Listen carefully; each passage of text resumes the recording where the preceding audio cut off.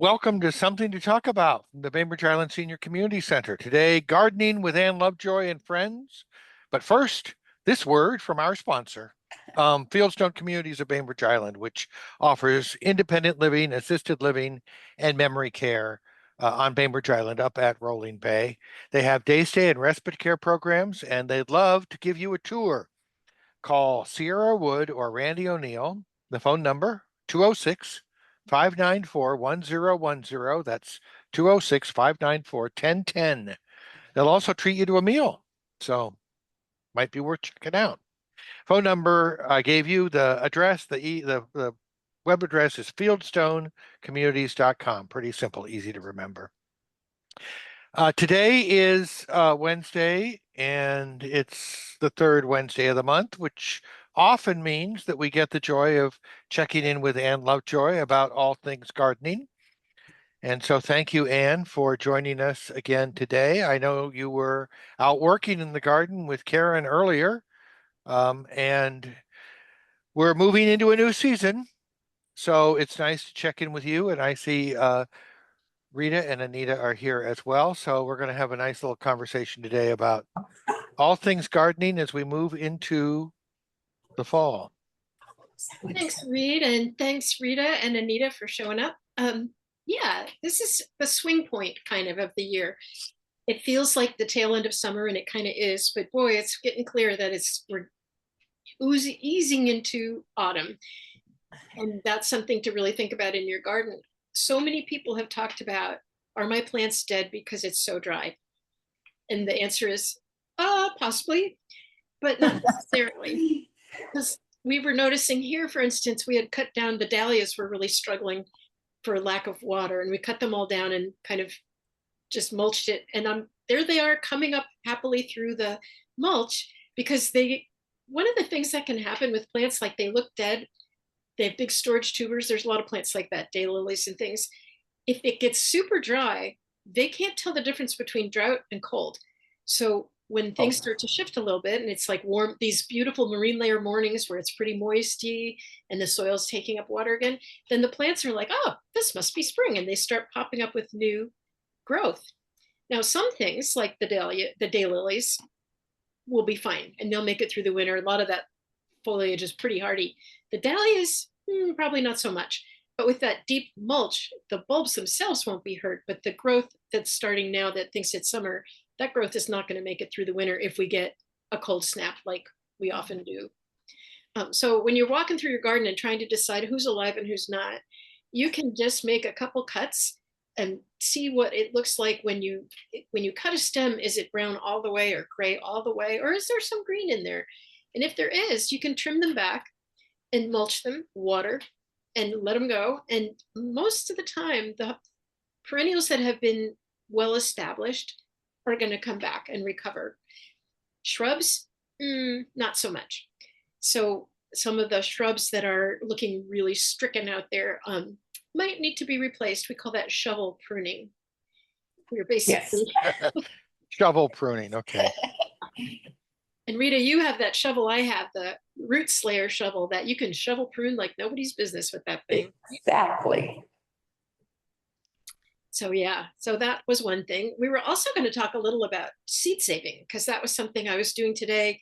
Our lovely foot care ladies were here and said how much they enjoyed the calendulas. What are those pretty yellow and orange flowers? So I offered to collect seed for them and spend some time making little seed packets because this is a great time to start collecting seed of a lot of different things. Calendulas for sure, foxgloves, columbines, poppies, so many things that are ready to go. And the one thing you got to look at when you're thinking about saving seed is when you look at the seed pods, shake them a little bit. If you can hear them like a rattle, like a little salt shaker, then they're ripe. If they don't do that and they're still green and a little squishy, they're probably not ripe. And picking them is counterproductive because the seeds do not ripen once the pods are picked. But they're not able to access enough nutrients to finish their ripening. Yes, I think I've tried to use lupin seeds a lot and they just never get going because I'm too quick to pull. Well, and the reason is because they're so unsightly. And that's one of the things you got to think about with plants like lupins, which we used to call passenger plants because they don't really earn their way. um, but if you put them at the back of the border and you can put something else Yeah. kind of taller in front of them, then you can let them do their thing because they do need to ripen all the way before they'll. But once they do, you'll get a ton of seed, and they're apt to self-sow a bit too. That would be great. I think they're lovely when they're in their blooming, and they have pretty nice foliage for the rest of the year. Well, and they're a native species. We have several native lupins, and some of the fancy hybrids have some of the native species bred into them. And those are the ones that are apt to be a little hardier because other ones, the fancier ones, usually are like biennials. They're going to last maybe 2 years and then be toast. But some of the ones that are more recent breeding, like the Russells, are older, but the newer color blends will often be a little bit hardier than that. Yeah, and I've been pulling the calendula in my yard when it starts to just get kind of squishy and ugly looking because it makes for more flowers. But now, if I want to harvest the seeds, I should let it get to rattle stage. Yes. And what happens is they make little packets like this and they get gnarly and it looks like little cheeses around the center. You break those up and kind of, I blow really gently on them, put them on a plate, and the chaff will blow away and then the seeds will stay because they're heavy and they're sort of rounded like little new moons kind of, right? Or yeah. But one thing too you have to think about when you're saving those seeds is once you get them, you got to do something with them because if they sit around in the house, they could absorb enough moisture that they might start to sprout or they might actually rot. So putting them where they can stay viable is important too. And I usually put them in like a little, I had a lot of baby food jars left over from those days. And a baby food jar with a little piece of paper towel in it to take up any moisture will keep seeds really nice and dry. And you want to keep them out of the light because sunlight can bake them essentially. And that is a little more than they want. They want to dry out, but they don't want to be cooked. So keeping them in a dry, dim place will be much more helpful. Oh, I was just going to say, can you hear me, Ann? Yeah. I also said, when you buy shoes and they have that little packet of what's it called? Silica to keep Silica it dry. gel or silica, whatever, to help Yeah. keep things dry. I keep those for my seeds as well. Put 'em Yeah. in a They're jar. desiccant packets, they're called. Yes, yes, thank you. Yeah, and sometimes they come in medications and sometimes they come in film equipment and stuff like that. Mhm. They're all fine to use and one is usually plenty. The exception to that would be beans. If you're trying to harvest beans and dry them and save them, you have to make sure they're really dry because if you put them in a jar before they are, they'll mold despite how many desiccant packets you put in there. Ask me how I know this. On the other hand, if you dry them too much, then you have baked them and then they're only good for soup, but you're not going to sprout them again. So it's a kind of a fine balance there. Anita, you had a question about hops, didn't you? Yes, I did. I moved out here from Ohio and there I grew hops to beat the band. They were down in the ground and they would grow up over the deck and up over a pergola. So they probably grow 15, 20 feet in the summer. And then I would pick the vines and make wreaths out of, is it called the flower or whatever, the seed part. And I love them. And so I know my grandmother had moved out to Portland at one point in her life and was picking hops. So I know they grow out here. And I tried to get some in the spring and oh no, I don't have them in yet and all that. And then I missed it. And so I happened to be out at the nursery and I saw hops. And so I couldn't resist and I bought a pot of them. And I was told, well, yeah, they'll be fine, but they'll die back and then they'll grow up for you in the spring. Does that make sense? They're about 4 feet tall at this point now. So they're totally hardy. And in fact, Washington has a lot of what are called hop gardens. especially on the other side of the mountains, but also on this side somewhat. And they're big, kind of trellis-like, big poles with wires, because hops can get 60 feet. Like, Oh, really? oh yeah. Okay. And this is their land. They love this area and they'll get humongous. So be prepared. I have several times seen somebody put 3 or 4 of them on a trellis, and like one is enough for 2 or 3 trellises. And so 3 or 4 is going to bring it down, basically. That's a lot of vegetation, but 1 is plenty. They do tend to kind of run around. They do send up a lot of shoots. The good news is the shoots are like asparagus. You can cut them and steam them, and eat them as a vegetable. Hop shoots. Oh, wonderful. Yeah. I planted hops to go over an arbor. You'll have to come back in my backyard some point, Anita, and show me how to do the artwork with them. Oh. But and they die down every winter, and then they start shooting up and go over the top of the arbor. And about now they're starting to look a little peaked, but they're still pretty to look at. They are. And the bracts, those beautiful dangly bracts, dry really nicely. And those are fun to use in craft things, of course. Yeah, and they really hold up, those bracts. Mhm. I gave a wreath to a winery out, in Youngstown, Ohio. And my friends took me to visit there. It's probably 10 years, after giving them the wreath. They still have it on the wall. Mhm. Yeah, inside, yes. Oh, yeah. Yeah. Yes. Outdoors, not so much. But yeah, they're tough and hardy. And like I said, they can get kind of aggressive if they're really happy and you give them wonderful soil. They can take off. I mean, we had some back in my old farmhouse here on the island, and it went up a spruce tree and then it leapt over to the phone pole. And Uh-oh. halfway Oh, down wow. and people were like, "Is that yours? That thing that's like almost to the school?" It was going for several blocks. So if they're happy, they let you know it. Oh, yeah. But yeah, also the bracts are, when they're picked green, they're used medicinally for things like sleep pillows.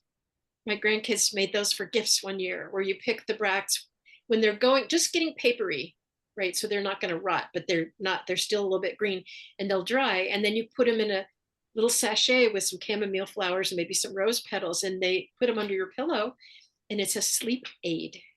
Oh. Sounds lovely. Good. Well, I could have Oh. used that at 2 o'clock this morning. Just go out there and snuffle up those hops, right? Yes. Yeah. Well, the hops plant that I bought, they told me is more ornamental. Mhm. I only had like the green one, in Ohio. And this one has more golden leaves.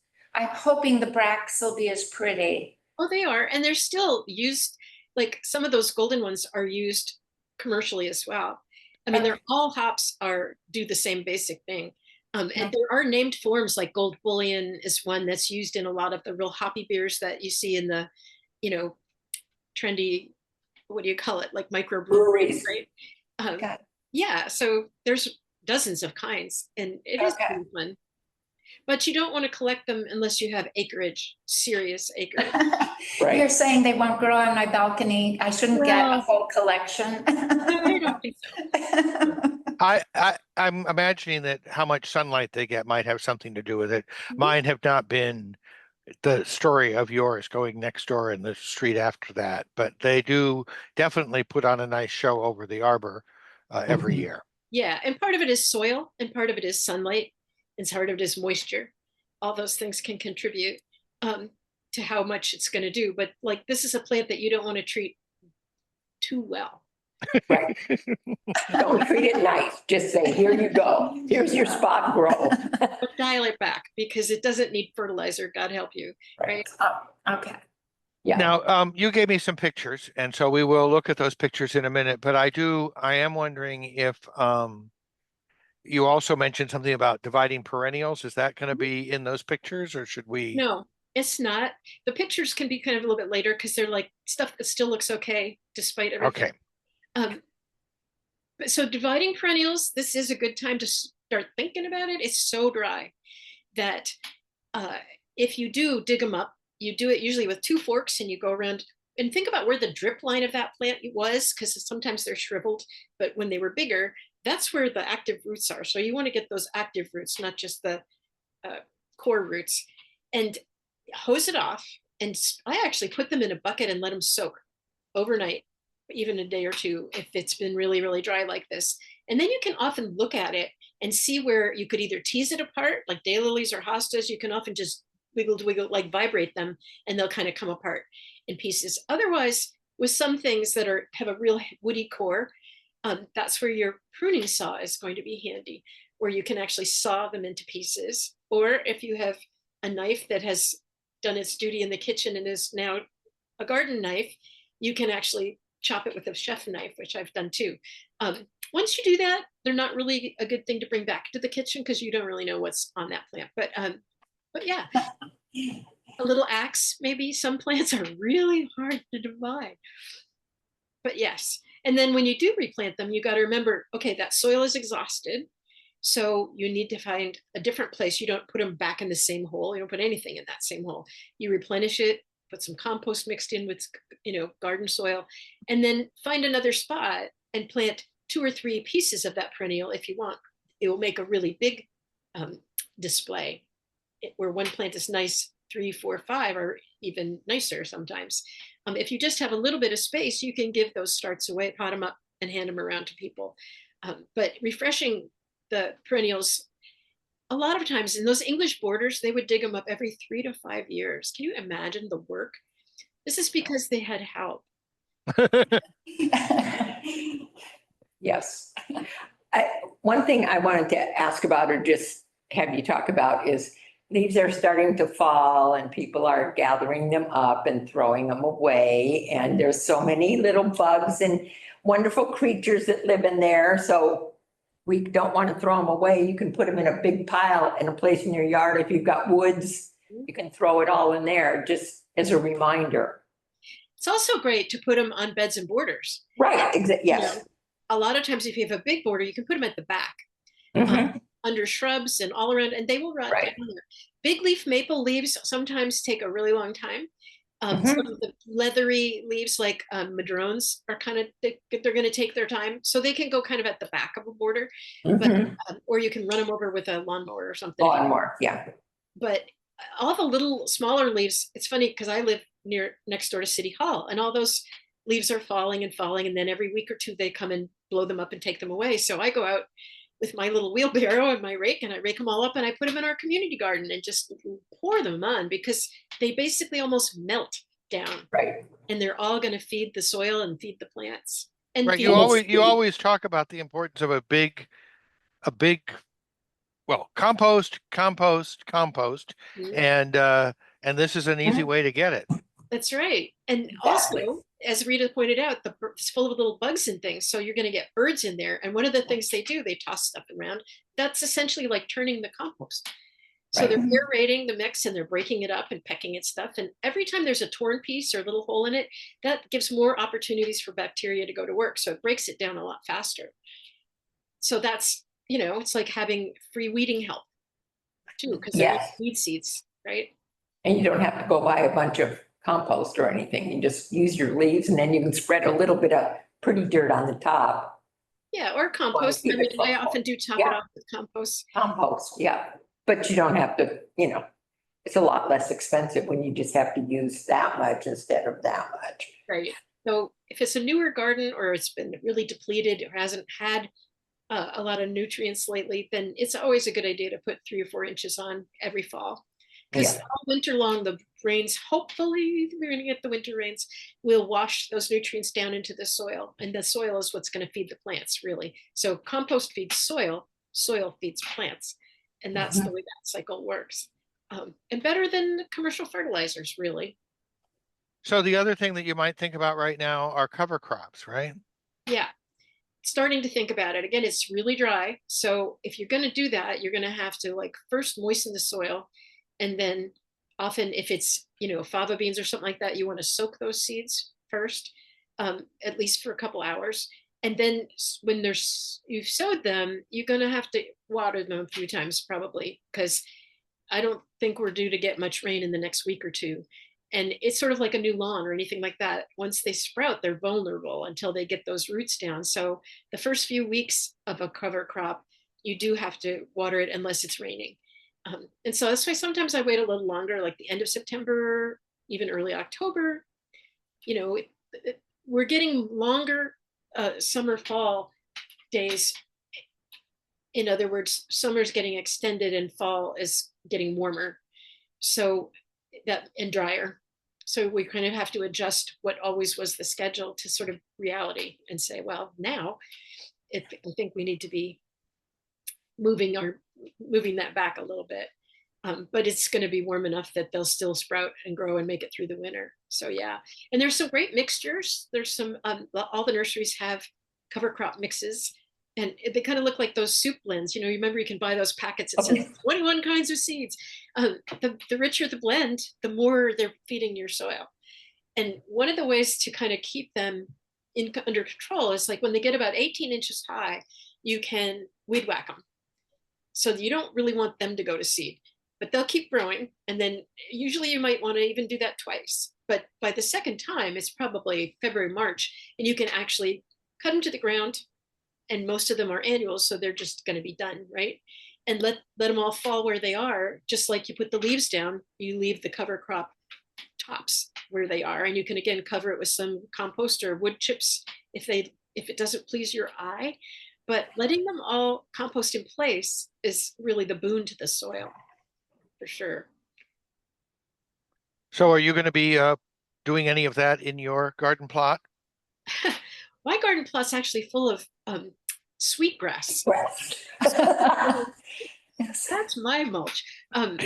But yeah, my half is full of sweetgrass. The other half Okay. is summer stuff. And yes, we do top dressing of put down compost. And sometimes I'll do some of the various amendments, like sometimes I'll put kelp meal down in there too, because that's full of all kinds of micronutrients and minerals and stuff, just so that next year you have a beautiful bed to start off with again. And I usually do top dress with, again, either compost or some larger wood chips, not the huge ones, but not the mini dusty stuff either. Those are horrible. They get in your gloves and they're nasty. But medium grind, I guess they call it, wood chips will also protect from wind and kind of lock in the moisture and keep that soil alive better. So I'm thinking, we have I think we have around here sometimes had years where you have some hardy annuals winter over. Oh yeah, often they will. And that's what the hardy means. Like you can sow them in the fall, they'll grow through the winter, and calendulas are the perfect example of that. But also things like Sweet William and alyssum, things like that will sprout. And so you have to make sure that you know where you put them, because they look, unless you know exactly what they look like, you're going to pull them out and then go, wait, was that the thing so I always sow stuff, put a little marker, and even a 4-inch pot with some of those seeds in it. So you can tell if it looks like the thing in the pot, that's what's planted all here. So leave it alone. Oh, Right? that's clever. Have a little guide. Well, it's a Does it look reminder. like? Yeah. Yeah. And you can take a picture, and then from then on, you might remember what they look like. But if you're not sure, and you can put a piece of like painter tape on the little 4-inch pot and write what it is, because you might not remember that either. But once you get them going, most of the hardy annuals will self-sow, and they'll be perpetuating. And things like the sweet alyssum, or forget-me-nots, or all those things, when they start to dry up and look funky, you pull them up and you just shake them like a salt shaker wherever you want them to be, and they'll come up all over the place. And you can decide how many you want to keep, but it's a way to keep them going in perpetuity that doesn't cost you a penny, and that's kind of sweet. And if you forget, because I have pulled up some things that should have stayed in the ground, you can take a little picture of it, so that you know what it looks like, and have a little album on your phone that says plants you shouldn't pull up. Just a thought. Just a thought. Well, now we carry these little cameras around with us everywhere. I know. I like the idea that you created an album of plants I shouldn't pull up, because otherwise it would be mixed in with everything else. Exactly. Yeah. Plants I wished I'd pulled up. Well, Yeah. that is another really good one to keep in mind, because if you're not sure, sometimes people are cherishing things that turn out to be, sow thistles. And then you're like, actually, unless you're a goldfinch, you really don't want to see that in your garden. Mhm. But yeah, then there's other stuff like I'm noticing that the sunflowers are starting to set seed in the middle, and then the birds are coming and pulling them out. And one of the things that often happens when they do that is some of those will self-sow again, and next year you'll get the sunflowers will be coming up, and you'll be like, I didn't plant those, but the birds planted them for you. Right. Yes, well, I have now some tomatoes that are ripening Mhm. that I didn't realize were tomatoes until about maybe a month ago.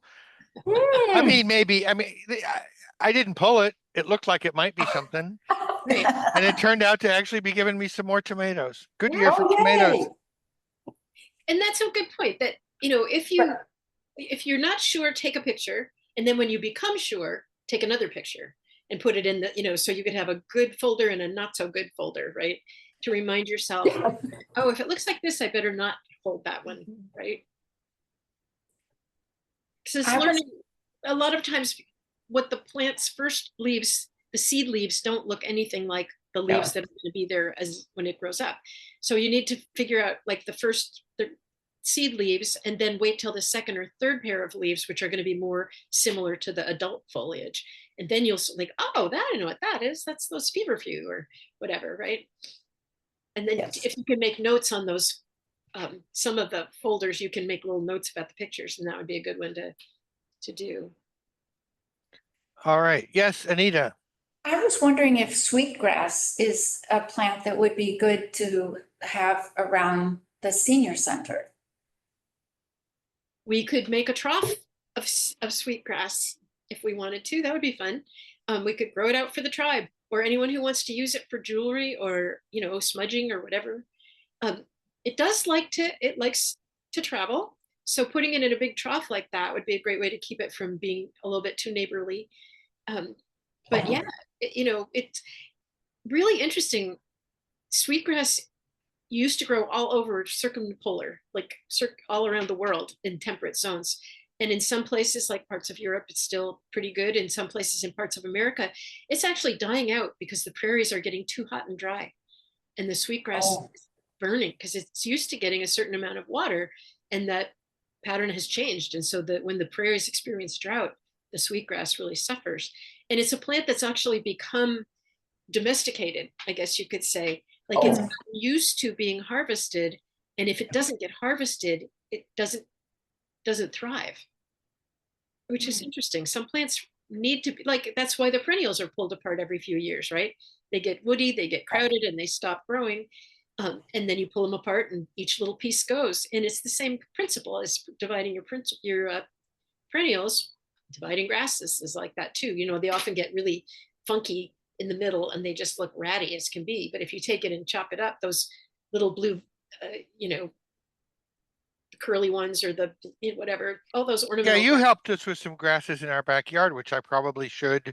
It's been 7 years or 8 years. I mean, they're still looking pretty nice, but they probably might like to be somewhere else or move around a little bit. Well, and those grasses, the big tall ones, Yes. that's where you want your axe, because those are really aware. They're hard Yes. to divide. Yes. Right. Close them And off if and you- then go at it, right? Chop them in chunks. But yeah, each one. But on the other hand, how many of those grasses do you actually want? Well, there is that. Okay. Do we want to go to the videotape, the pictures? Sure. Unless there's, Well, bulbs, I was going to just mention, okay. because, that's the thing we start thinking, well, September, October, definitely bulb time. Yes, it is. And they will actually, any little bit of moisture, they'll start, like some of them are going to make roots in the bag if you don't put them in the ground pretty soon. But you'd still want to kind of enrich the soil, make sure that they have some nice compost mixed in, but they don't like mushy soil. So you want to make sure there's no air pockets and stuff like that. I usually put them in pretty deep, like 4 to 5 inches. Not some places they say 12 inches, but they're just going to work their way up. It doesn't need to be that deep, but you don't want them so that the winter rain is going to wash the soil away and they'll be exposed, because they don't do so well. One thing I often do in some of my areas where I have bulbs, that have been in the ground for a long time. Maybe there's some clump of tulips and the soil has gotten washed away a little bit. Well, when I empty some of the big container pots, I'll put the soil on top of the old bulbs and then a little compost on top of that. And it just gives them a blanket. And then they have more depth and they can come up through that. Yeah. And then you have emptied out your pots, which most of us don't like to do, but you kind of have to because the soil is going to get exhausted. And if you just try to keep that soil going forever, it's not going to work. So pots that can be emptied, you can use that soil, you can put it in compost, or you can, like I said, dump it on an area that maybe the soil is really crappy. Or like Rita said before, if you put the leaves down and you want some soil on top of that to hold them away and so then blow away, that's another great way to do it. But you're recycling all the time and keeping nutrients, kind of closing the cycle so it doesn't get out of balance so much. Okay, well, let's go and see. You took some lovely pictures, and so let's see what we got here. Oh, the begonias. Oh, I love those. That's what I'm having next. I don't see anything. Oh, there we go. Oh, okay. So that's my front porch. And I was going to say, like, sometimes the garden itself might be a little beat up, but you can always make a little fun Yes. display. This is my covered porch. Begonias will go on and on and on and on and on. Not so much in the open garden, but definitely under cover or in an area where they don't get too much direct light, especially the ones like this that have dark foliage. They do not really like a ton of sun. And it's fun to have something that will do this well in the shade. And I'm a real sucker for all those cool, warty, strange looking, Gourds. gourds and squashes and stuff. Yeah, I just think they're awesome. And one of the cool things, if you if you let them dry on a rack, often they dry hollow. And you can make like a rattle out of them, or people make birdhouses and stuff like that out of them, which is kind of cool. But if they sit on something and they have contact with wet soil or wood or even metal, sometimes they'll start rotting. Yeah. But if they're on mesh, they get a little older, you can move them to a mesh screen or like a fine, even a drying rack. I've put them on cookie drying racks a couple times, and that works really well too, just to keep them so the air circulates all the way around and they dry off properly. well, they're gorgeous.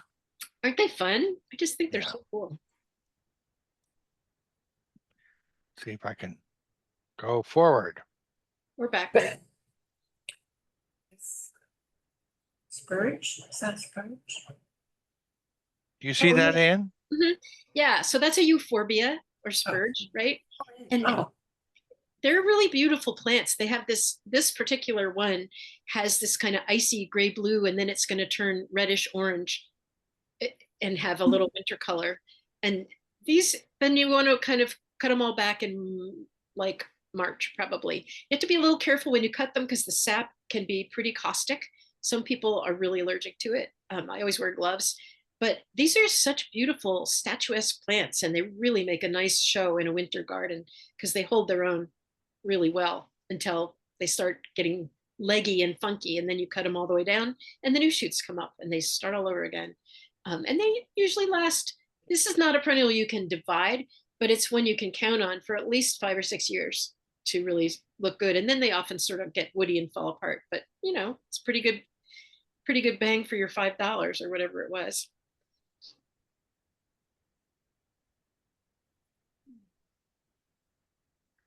Oh, this is the crepe myrtle bushes out front, and they're Yes. really starting to bloom. And they Yeah. do bloom late. And this year, it wasn't sure what it was going to do, but now, and look at how the buds really look like berries almost. So you think maybe you missed the bloom because now it's got fruit on it. Well, actually, those are the little buds that are really tight, and you can see how they're just starting to pull back, and the little pale petals are sticking out. And then they're double pinks. They look almost like a double cherry blossom. But crepe myrtles have been bred to be a lot tougher than they used to be because they weren't reliable here up in the north for a long time, but now they actually are. And there's quite a few types. We have 2 sort of little shrubby bush ones and 2 taller tree ones, and they have not started to bloom yet, but sometimes it can take 4 or 5 years before they have enough root strength to put the investment into making flowers as well. But these guys are doing just fine there. Yeah, isn't that fun? Yeah. She's talking about right in front of the senior and community center. So walk slowly as you come up to the front door and admire the things that are going on in the garden. Here we go. We got some oregano, right? Yeah, so this is a little tiny one. It's Rita's favorite. It's about what, 3 inches high, 4 inches high? Yes.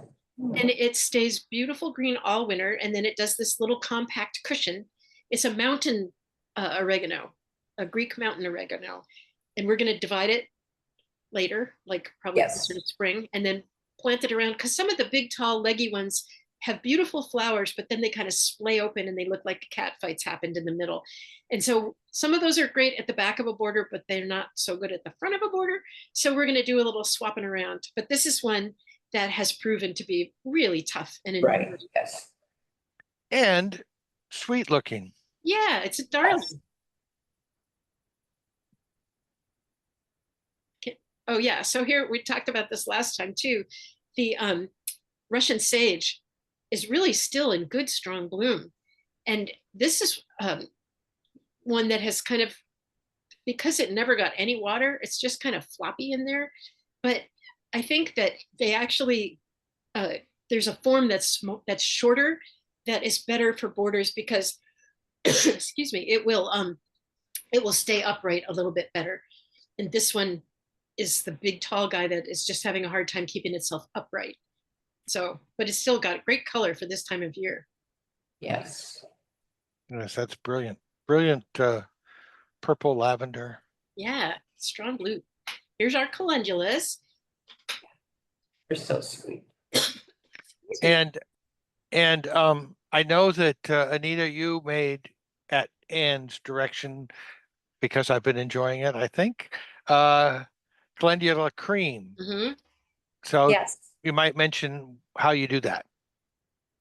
Well, I steep them in organic coconut oil in a crock pot on very low for 2 or 3 hours, and then strain it into little jars. And you can keep it in the fridge indefinitely, but if you keep it on the shelf, you just can use it on your face. It's wonderful for sunburn, or if you have rosacea, which I do, or anytime your skin feels, uncomfortable. Great.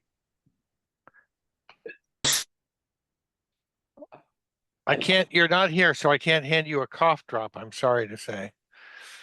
Oh, you got something there in your hand. Okay, good. Sorry, I don't know what. You're having a reaction to the pictures. Yeah, pollen allergy. It's funny. So this is Oops, I'm sorry. Chinese. Oh well, No, Chinese there it is. small tree called Seven Suns, Heptacodium pinioides. Very fragrant, late bloomer, covered with bees and other pollinators. Yes. Super happy little tree. Starting to get nice fall color. It's mostly deciduous, sort of semi-evergreen. And I think it's going to be one that we're going to try to move when the Oh, news, good. see if Right. we can bring it with us, right? Oh, yes. Yes. Yes. Well, we're at the early stages of that process. If we get the money, we will be ready to make the big construction project beginning in 2027. But we're at the beginning of that, getting the money part. And that harvesting is not on a regular seasonal schedule. So you just don't know how that's going to go, but I'm hopeful. All you can do is be hopeful. Yep. So anyway, if anyone who's listening wants to talk to me about that, feel free to do so. Okay, what do we got here?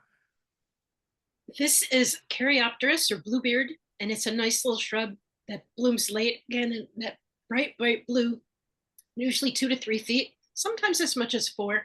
Likes a lot of sun. It's pretty happy with drought to a point, but it's very long blooming and ornamental and really, really hardy and tough. So that's one that we planted a few of in the borders at the center. At the center, okay. Yeah, this is all taken this morning. Well, great.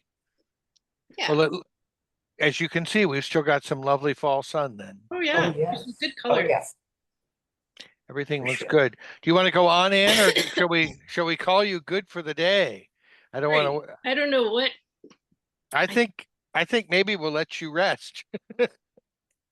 We've had a very good conversation. We got over a lot of stuff, and I'm going to let you maybe get some hot water and lemon and heal yourself. There you go. She's got her Ricola or something in her hand there. Thank you, Anita, and thank you, Rita, and thank you, Marcy, for participating. As always, I appreciate these conversations every month. So until next time, bye-bye. Before we go, though, I want to acknowledge that we are meeting on the ancestral homeland of the Suquamish people, the people of the clear salt water who have lived on these lands and waters since time immemorial. We honor their stewardship of the Salish Sea and surrounding areas, and we're grateful that they are helping us be better stewards of these lands and waters as well.